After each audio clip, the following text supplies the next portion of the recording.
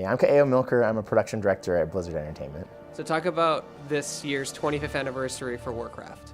Yeah, it's amazing, 25 years. I came to Blizzard 18 years ago, so I was only 10 years into this journey here, but the first game I worked on was actually Warcraft 3 Reign of Chaos. And so I had already, as a player, been able to experience Warcraft 1 and Warcraft 2, and coming into Blizzard, I came in as a game tester. I didn't know what I was testing.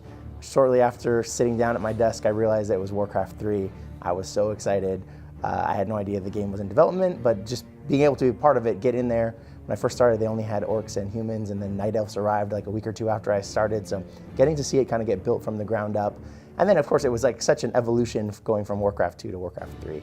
So to see it as a tester and then as a player, and really it was the game that set the stage for everything that's followed. Like WoW wouldn't be WoW without all of those characters and worlds and everything that got built out. The story that started unfolding in Warcraft 3 laid the groundwork for WoW. So it was really cool to be there at that stage. Even though it had already been going for a while at that point, just to see that and be there firsthand was pretty amazing. We've seen a lot of MMOs fall. Like there's a lot more failures than there are successes. What do you think was the key to World of Warcraft's success?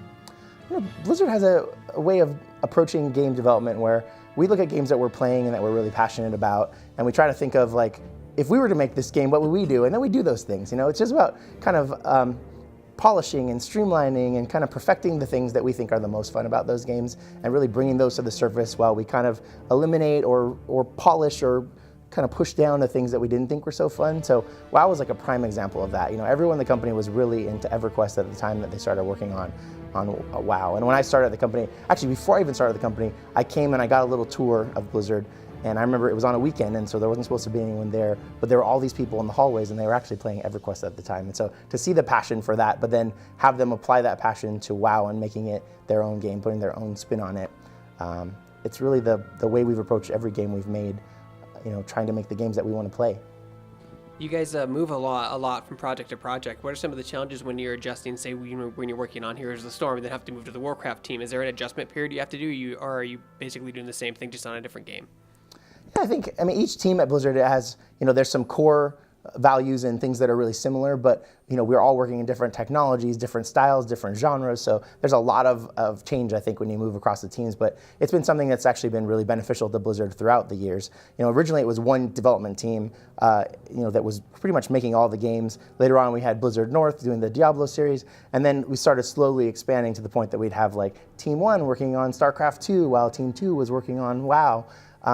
And then Team 3 working on Diablo games, and this was a thing that it's kind of expanded, but I think every step of the way, you know, we've all learned, and there's been a lot of cross-pollination across that as well. And Heroes of the Storm was actually a perfect thing for this because it was the game that brought all Blizzard universes together, and we actually had people who came from Diablo, who came from Warcraft, and so, you know, they all came to our team. Our team was the team that worked on StarCraft 2, so we brought all of that into it, and that allowed us to kind of perfect the pieces of those games that came into Heroes of the Storm.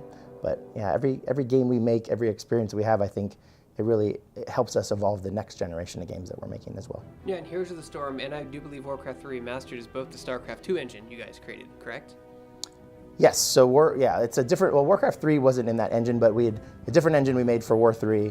Star 2 had its own engine that was kind of an offshoot, but at this point something completely different.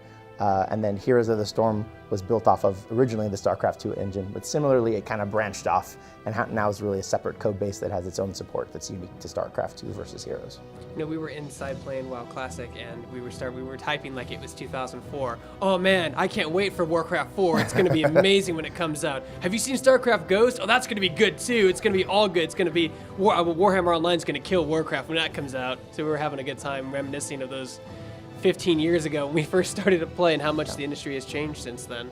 Yeah, the world is a different place now. Yeah, it's kind of cool to go back though to Classic now.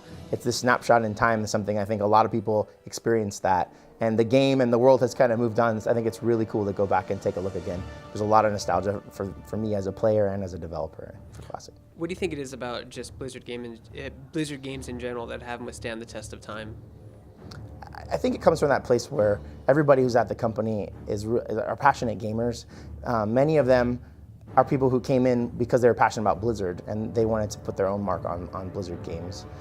So I think all the decisions we make, from the smallest decision to the big kind of meta decisions, are made with this eye for like the legacy of what we're doing and how it's important to us as gamers. And I think, there's a quality bar we hold ourselves to and that the company holds us to that is something that I think elevates all the games and all the things that we're working on.